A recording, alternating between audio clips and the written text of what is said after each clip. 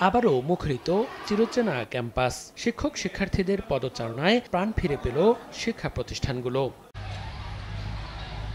কোটা সংস্কার আন্দোলনকে ঘিরে গত এক মাস বন্ধ ছিল দেশের বিশ্ববিদ্যালয়, কলেজ সহ সব শিক্ষা প্রতিষ্ঠান। এতে স্থবিরতা নেমে আসে শিক্ষাঙ্গনে। তবে ছাত্র জনতার গণ আন্দোলনের মুখে শেখ হাসিনা সরকারের পতনের পর ক্রমেই স্বাভাবিক হচ্ছে দেশ।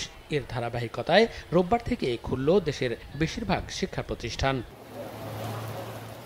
বিশ্ববিদ্যালয়গুলোতে স্বাভাবিকভাবে ক্লাস ও পরীক্ষার শিডিউল দেয়া হচ্ছে। খুলে দেয়া হয়েছে আবাসিক হলগুলোও।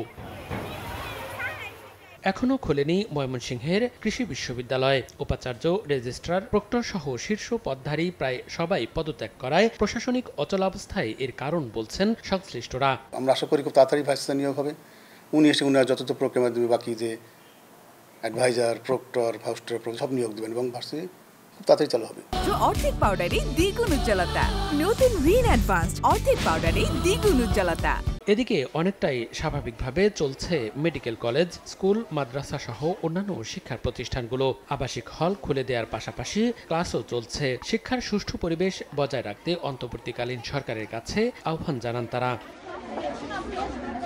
কোটা সংস্কার আন্দোলনকে ঘিরে সারা দেশে তুমুল আন্দোলন শুরু হলে পরিস্থিতি নিয়ন্ত্রণে আনতে গত 17 জুলাই সব শিক্ষা প্রতিষ্ঠান বন্ধ করে দেয় তৎকালীন সরকার।